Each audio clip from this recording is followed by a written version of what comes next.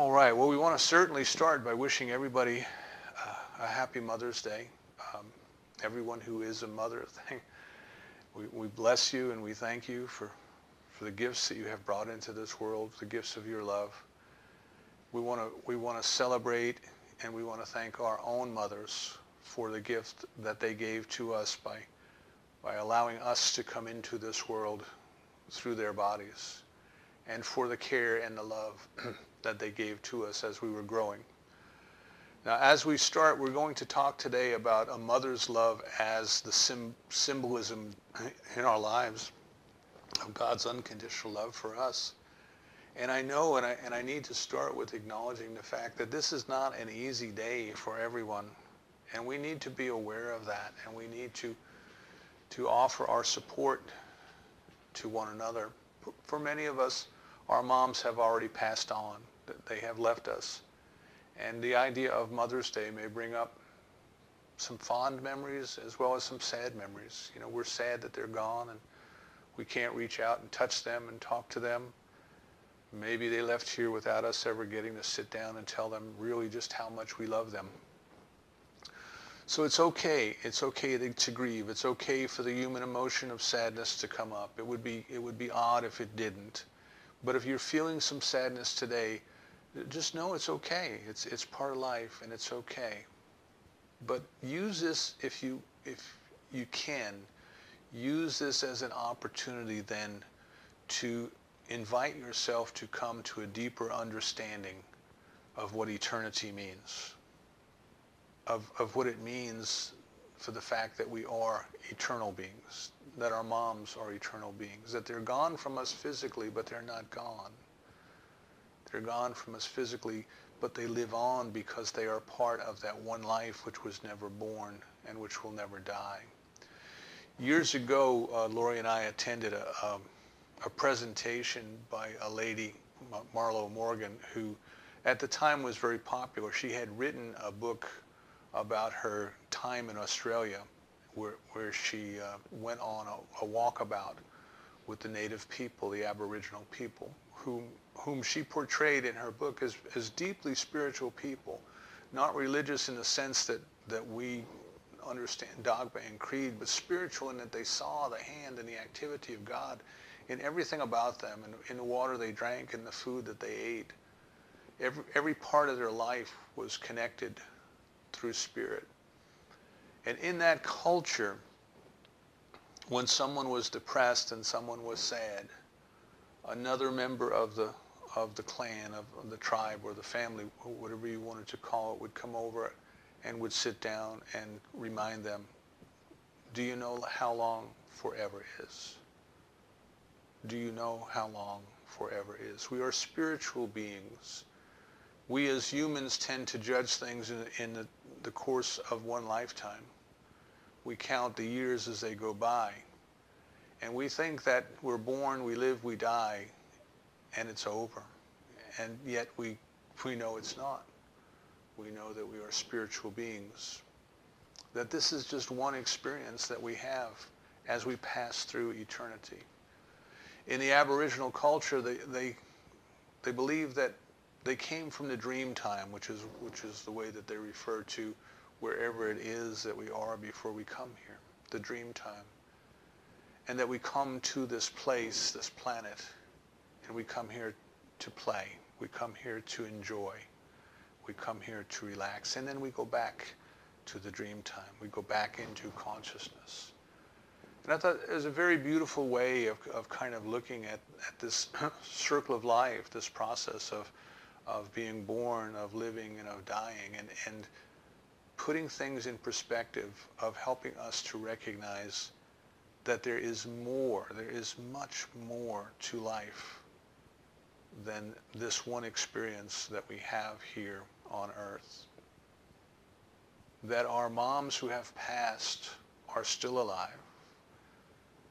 They are still the beautiful spirits that we knew them to be. And because we are all connected through spirit. There's one mind, the mind of God, and we are all part of it.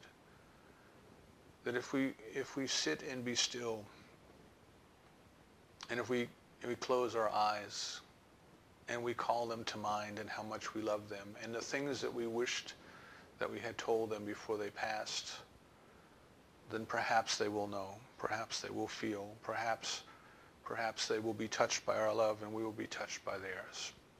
So if there's some sadness in your heart today, that's okay. Allow yourself to be sad, but invite yourself to use it as an opportunity to consider that life is eternal and your mom is eternal and you are eternal and we're all part of that which was never born, which shall never die, which lives forever. And then the other thing that comes up for us as we are surrounded by people on this Mother's Day who are celebrating their moms is not everyone had a great experience with their mom. Not everyone had that Ozzie and Harriet kind of picture that we all grew up with as kids, of mom is home in her evening gown during the day with pearls around her neck, preparing the great dinner for the family when they come home, and everybody sits around the table, and that was Hollywood's version of mom. And none of us had that because it was not real. It was just fiction. But some of us, we may not have known our moms. Maybe they died very young, or maybe we were adopted, or perhaps they were involved with their own struggles in life, their own addictions, their own problems, and they just weren't available to us physically or emotionally. And it's very easy at this time of the year for folks to regret what they missed, right? To in some regards to resent what they missed, that they didn't have what their expectation, what their idea of what it would be like to grow up with a mother was. And it's very, very hard. And if you're feeling some of that as well, remember, it's okay. It's okay. We're human beings. We have a lot of emotions that we don't understand. It's okay. But this too is an opportunity for spiritual growth. Remember, in some of the Eastern traditions, that which upsets us is an opportunity for us to grow. It's showing us an area where we're holding on to something that we probably, it's time to let go of. And whenever resentment is involved, whenever we feel like we've missed out on something, something has been taken away from us, we have to, again, go back to remember, do you know how long eternity is?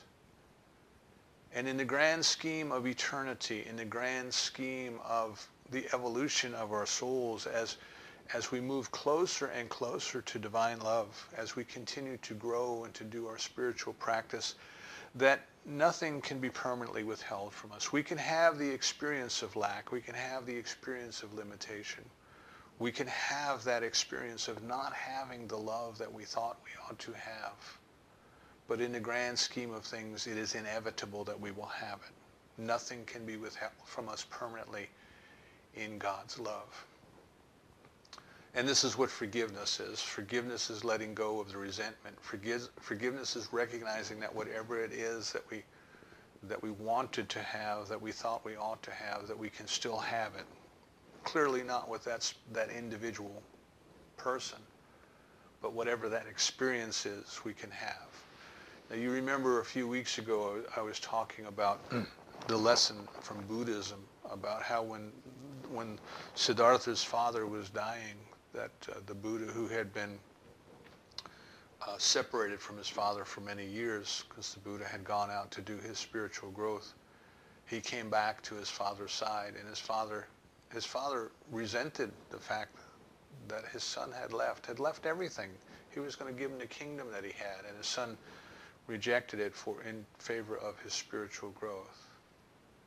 And the father longed for the love of the son, that he thought when this child was born he was going to have this tremendous relationship, and it didn't turn out that way. And Siddhartha went to see his father as his father lay on his deathbed. And the king said to him, son, he said, I would rejoice in giving you everything that I have, the entire kingdom that I have, but I know that you would consider it to be nothing more than a pile of ashes. And the Buddha said to his father, he said, Father, if you would learn to love, what you would find is that a greater love comes to you than the one that you ever thought you would have with me. So the father was holding on to this idea that the love that he wished to enjoy with his son could only come to him through the person of Siddhartha. And he had gone through his life full of resentment because his son had turned his back on the riches of the kingdom to go off and to explore his soul. And what the Buddha, Siddhartha had become the Buddha, said to him was, love is more than one person. Love is a principle. Love is something that you give and you experience. So if there's a hole in our heart, because as we were growing up, we didn't quite get the love that we wished we had from our moms. I understand that, and my heart goes out to you. And I invite you to consider that maybe this is an opportunity to let go of the idea that love that you wish to experience could only come to you through that one person. And learn how to give the love that you wished you had received. Right? In the prayer of St. Francis, because it is in giving that we receive. Learn how to give that love that you wished you had received. And what you will find is that love comes back to you in many ways that you had never intellectually thought possible. So acknowledging the fact that for some of us on this day, for some of us it brings up sad memories. We want to use those sad memories, we want to acknowledge them, but we want to use them as an opportunity to grow. And now we want to move into kind of looking at this whole concept of motherhood. Motherhood as a symbol of God's love for us. And when I talk about motherhood, we're talking about not just in our culture, not just in North America, not even just in the human race. You know, if you look in the animal kingdom, if you look at the way that a mother lion takes care of her cubs, there's a certain tenderness there that we relate to, we look at, and we can kind of associate with. We can look at that, and we interpret it as if that animal, that lion, is caring for and nurturing and loving her offspring and loving her young. There's something about this concept of motherhood, about this relationship of life that dwells deep in not only our heart, but dwells deep in the heart of sentient beings, dwells deep in the heart of God's creation that we can learn from. Now, one of the things that we want to consider is that in our culture here in our part of the world, we are greatly influenced by religions that had male deities, right? God is considered to be a father up in heaven. And in the culture that came to us from, at that time, the most important relationship in the society was the relationship of a father to his firstborn son. And that's kind of what is carried over in this idea of God being a father. It is reminding us that the most important relationship is that of the father to its child, and in that culture was its son. But there are other cultures which were the goddess religions, and in those cultures, the deity was female. It was a mother, Mother Nature. And what you tended to find in the ancient world was, if the society was built around agriculture and raising animals, animal husbandry, that their idea of God was that God was feminine, that everything was connected, that the earth was connected to the animals, that we were connected to the animals, that everything was connected in sort of a nurturing way that mothers are connected to their children. And if the culture was a culture of hunter-gatherers, which the people in the desert were, then the concept of God was that God was a male, and God gave them permission to go attack their neighbors and to go and to take the things that they needed to survive.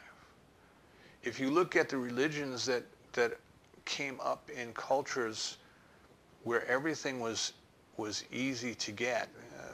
The South Sea Islanders, who, when they were hungry, all they had to do was reach out their window and pick a piece of fruit off the tree, or go down to the lagoon and spear a fish.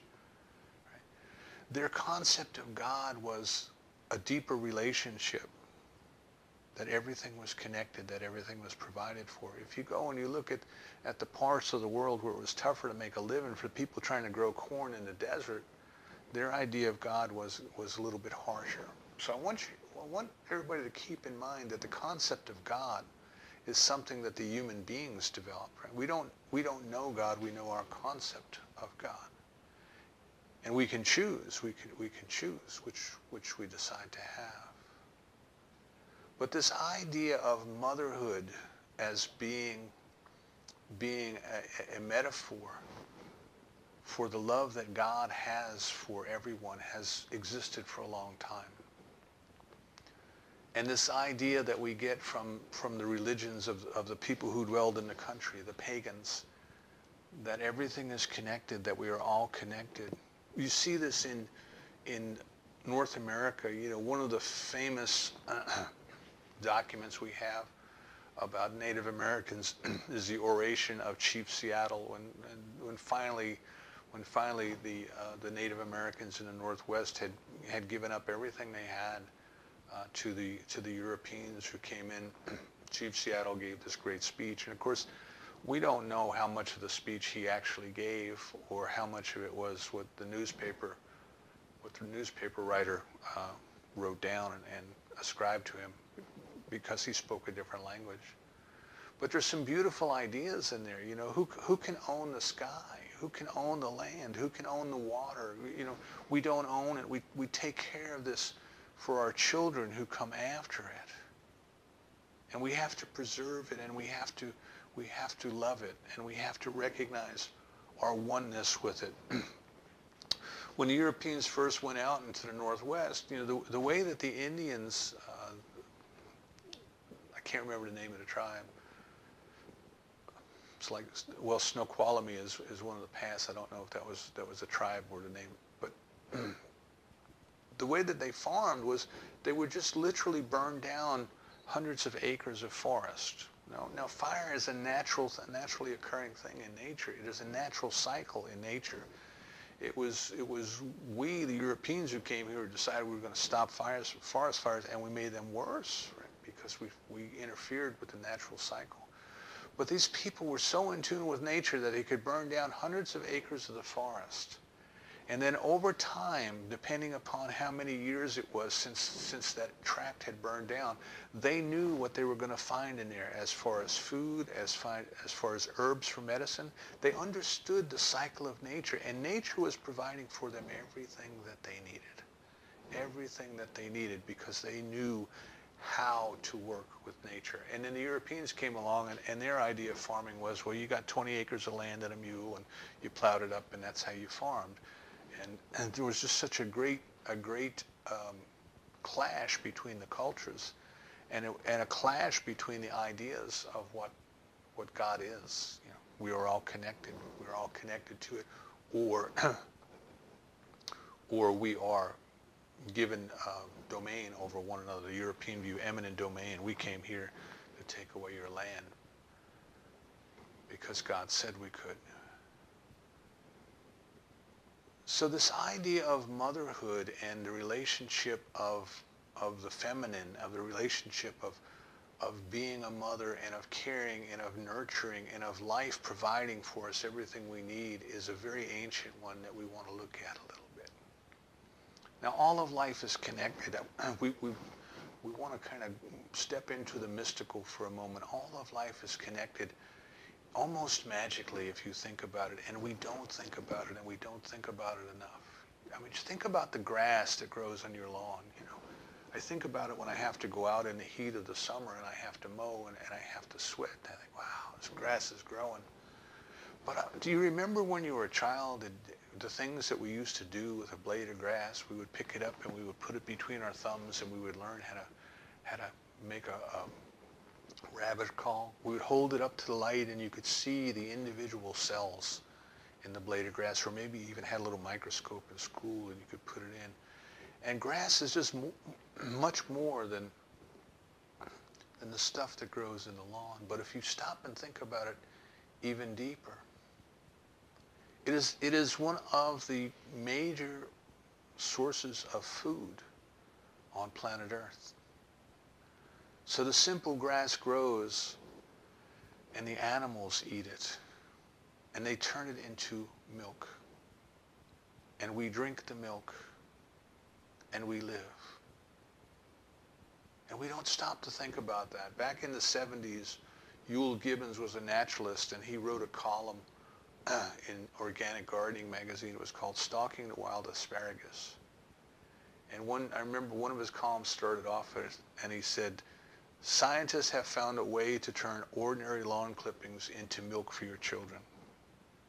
He said, all you need is a pail and a cow. And he said, if that struck you funny, you're not spending enough time thinking about your connection to nature. So some of our ancient cultures actually worshipped the cow. And I don't know, worship is probably too strong a word, but the cow was a great symbol in their religion because the cow demonstrated to them their connection to all of life. When they went into the temple was built in the form of a cow, and when they went into the temple, they were actually going into the cow. And the cow was a mystical creature. It could take the very grass of the earth and it could turn it into milk that became the bodies of their children. Somehow calves came from the cow. Somehow life could grow within the cow. And in studying different religions, when we go to college, we kind of look at these people and think, well, they must have been primitive. You know, they must have been primitive people. They thought the cow was God.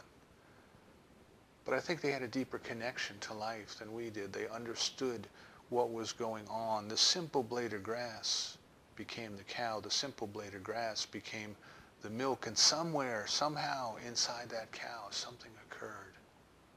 A miracle occurred.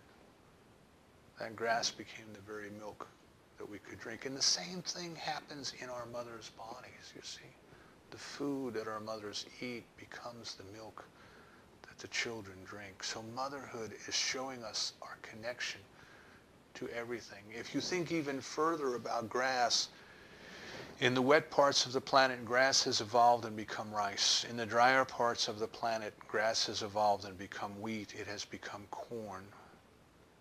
The simple blade of grass has taken whatever shape as needs must be in order to provide for life as it exists in that location. And how did the grass know to do that?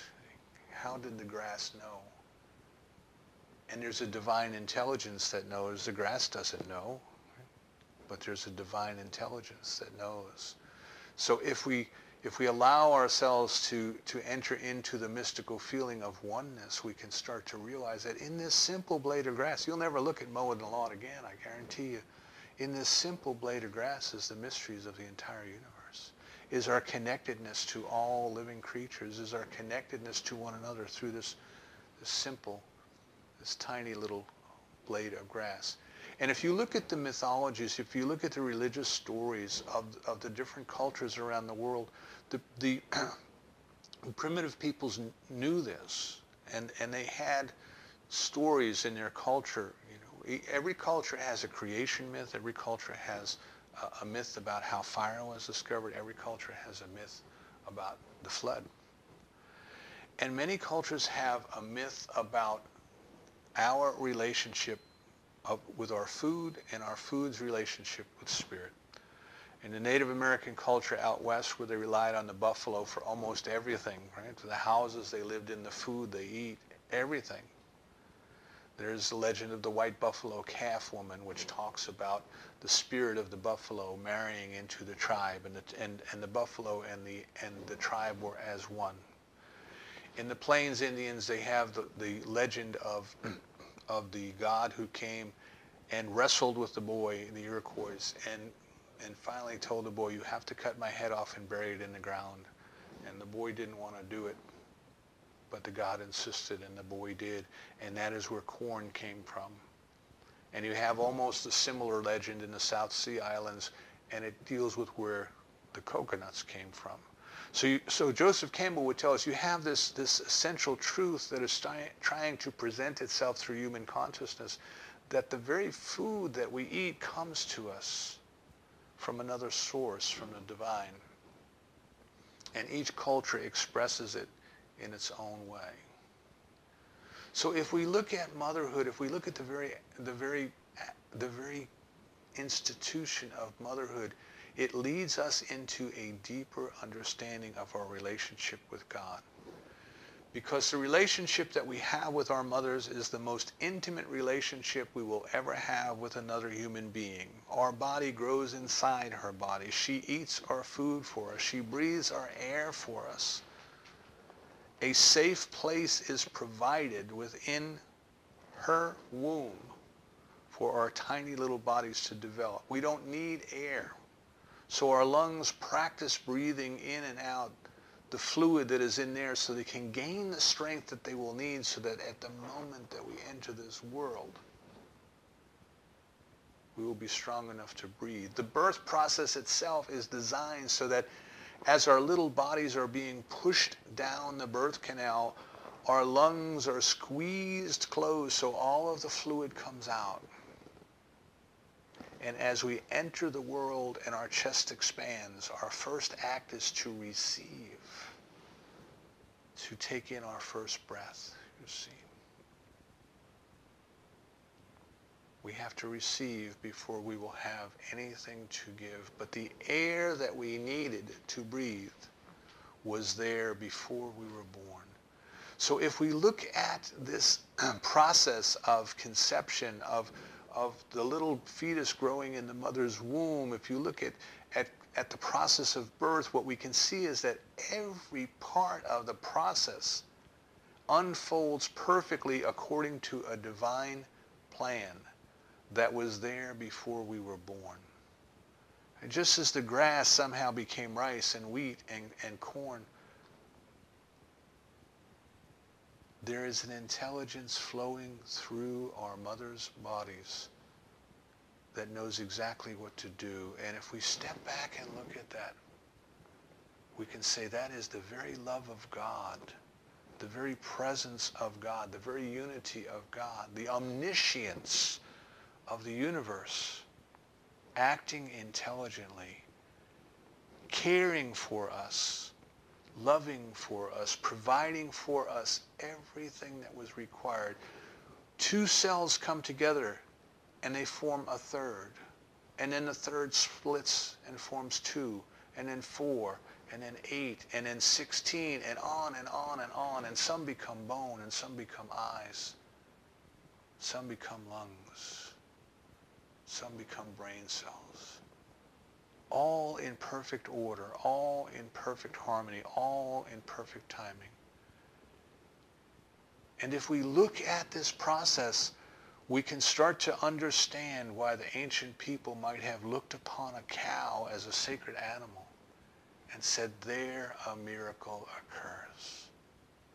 There a miracle occurs. And what we want to consider is that in this process of our little bodies being born, our relationship with our mother, it was extremely close, but our relationship with God is even closer. For even though our mother's body provided a warm, safe, perfect environment for the growth of our little bodies, the life that we are is not our mother's life. The life that we are, the spirit that we are, the consciousness that we are, is not our mother's. Our mother may love us dearly. Our mother may feel closely attached to us. But our life is not our mother's life. But if we consider the relationship that we have with God, we have to come to realize that our life is God's life. For it has created us out of itself. The consciousness that we call spirit, the consciousness that we call the Spirit of God, has taken a part of itself. We are created in its image and likeness. And it is expressing itself in this world as us. It lies in quiet repose, waiting for us to discover its magnificence. It has come into our consciousness as a small child, as we discussed this Christmas time. It is there. It is waiting. But you and I did not create ourselves. We did not create our soul. We did not create our spirit.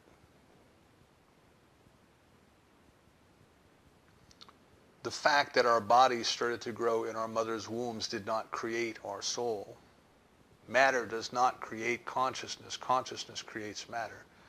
In the beginning, God said, let there be. Consciousness creates matter.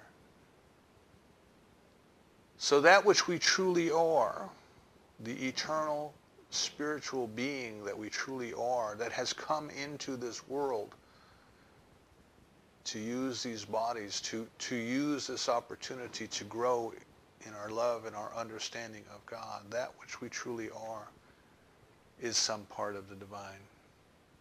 It is some part of the divine expressing itself as us. It has created us out of itself. And as Augustine said, you have made us for yourself. Our hearts remain restless until we repose in thee. So if we look at the close relationship we have with our mother, we have to come to realize that our relationship with God is even closer. But the difference is this. The relationship that we have with our mother did not require conscious participation on our part. Our little bodies grew without conscious attention from either us or our mother. It was not an intellectual feat. But there was a wisdom within those bodies that knew what to do. But our relationship with God requires our conscious participation. Nearer than our hands and feet, closer than our breath. The spark that we may desecrate but never destroy, as the poets will tell us.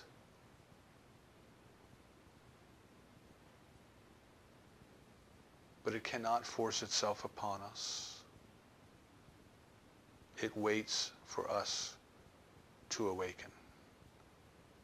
It waits for us to figure out the magnificence of what's going on. It waits for the day that we go out to mow the grass and say, hey, wait a minute. Hey, wait a minute. This is more than a blade of grass. I am connected to the entire universe through this blade of grass. This act of a child being born into the world is more than just a simple birth. Through this pregnancy, through this birth, we are connected to each other and to God. We have to awaken. We have been invited to awaken. It is inevitable that eventually we will awaken. But we have to consciously participate.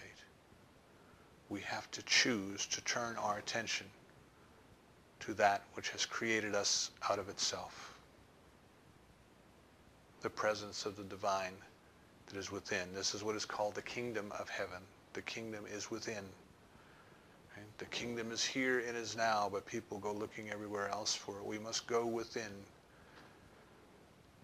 We must be still, and we must find that which has quietly been waiting for us to come and recognize its unconditional love.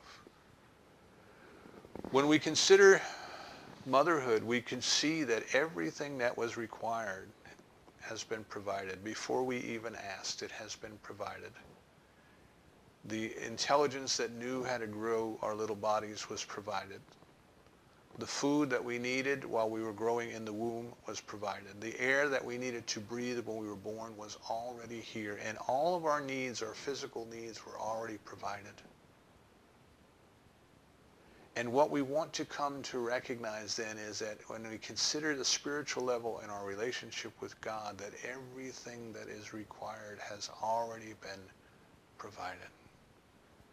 The Lord shepherds me. I lack nothing. I lack nothing. He makes me to lay down in the green pastures, right? The lush pastures where the food is good, it's been provided.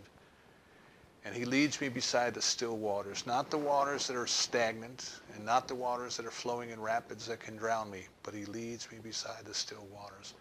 We have to start to come into the realization that the intelligence and the love and the kindness that prepared everything for us before we were born, it took care of everything that was appropriate as our little bodies were growing, did not abandon us the moment we were born. It did not allow us to be dropped into this world and say, okay, you're on your own. That love is still with us. That presence is still with us. But we must open our hearts to acknowledge and to receive it. We must give up the ideas that we are the ones that are making it all happen, that we are figuring it out, that we are getting the things of life by our brains, by our brawn, by our will.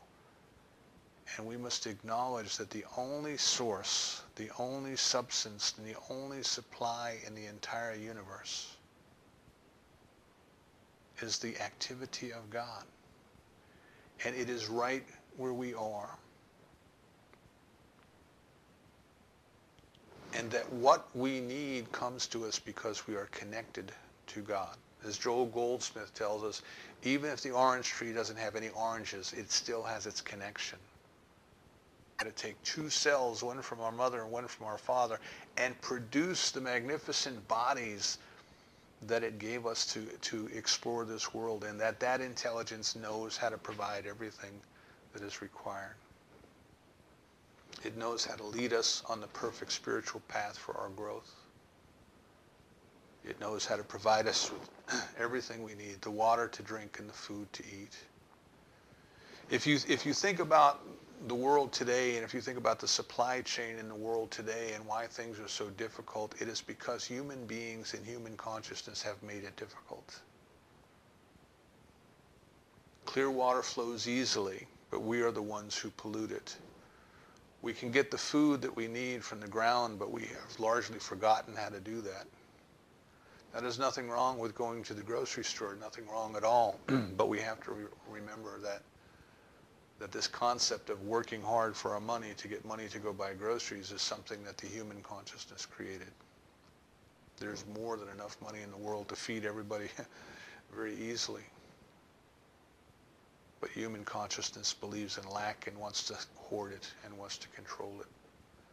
But if we can turn our mind to the only source, the only substance, the only supply, and recognize that that which took care of us until we were born is more than capable of taking care of us until we die, and then some, because it is taking care of its own creation, not because you're so smart or you're so good, and it won't withhold from you because you think you're not so smart or you're so bad. It is because we first have to turn our attention to the divine. So we recognize then that God's love is made manifest in this world, and we see it. We see it in the institution of motherhood. We see that it knows what to do, and it does it perfectly. We see that our relationship with God is closer than the relationship that we've had even with our mothers. And the last thing I want to talk about today is a mother's unconditional love. Moms usually don't quit on their kids. And some moms do. Some moms have their own issues. But moms don't quit on their kids. I remember when I was about 15 years old, there was a friend of the family, and she was probably close to 60 at the time. And her son was arrested and sent to prison for dealing drugs. This was New York State. And this, for whatever he was convicted of, I don't remember, whatever he was convicted of, they could not even appeal for 15 years. And in order to appeal, you had to purchase the transcript of the first trial. And in those days, it was $1 a page to purchase the transcript. And she realized that, you know, she was getting up in years, and in 15 years, she wasn't going to be able to get money to help him if she was still around.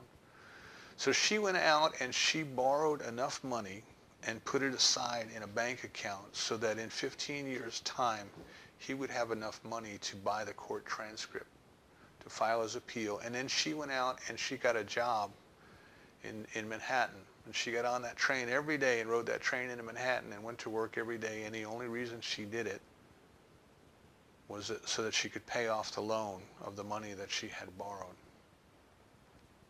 so that he would be able to file an appeal when the 15 years was up. Moms don't quit on you.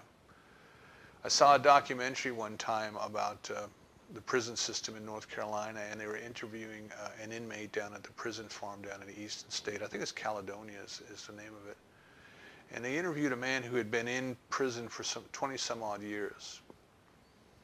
And the person doing the documentary films asked him, they said, well, what is your biggest regret? You know, he was in for life. He knew he was never going to get out. He had already served 20-something years, and he was probably in his mid-40s. And he said, well, you know, he says, I can accept the fact that I'm here. He said, I did the crime. I broke the law. I did the crime, and this is my punishment. And I have to accept the fact that I'm here, that I brought these conditions to myself by my actions.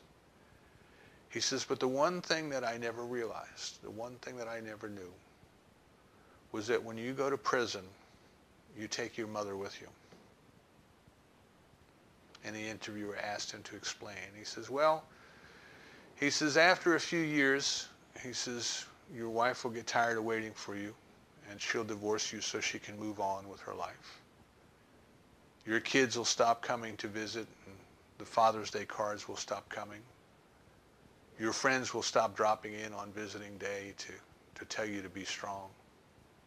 He says, and then you're alone. Then you're completely alone, except for your mom. He says, your mom will never give up on you. He says, every week I get a letter. Every birthday I get a card. He says, my mom has never quit on me. He says, and I feel terrible because I brought her into prison with me. He says, if I had realized that, I wouldn't have done the crime. Unconditional love will not give up on you. Unconditional love will not toss you aside. Unconditional love will understand you as you are, accept you as you are, mistakes and all as you are. There's no limit to God's forgiveness. There's no limit to God's mercy. So we have to understand that the divine loves us unconditionally. It accepts us as we are. It has created us out of itself. It has left us alone to discover it, and in the process of discovering it, it was inevitable that we would make mistakes. It does not hold those mistakes against us. We can hold them against ourselves, but it cannot hold them against us, because it cannot even be aware of our transgressions. It can only see the good. Remember the parable of the prodigal son. When the son came home, the son was muttering to himself about what a terrible son he was. He had done all these terrible things, and he apologized to the father, and the father said to him, you're my son. You were gone, and now you're home. In that parable, and remember that comes from a culture that recognized God as a father. In that culture, the father never once acknowledged the son's wrongdoings. Unconditional love.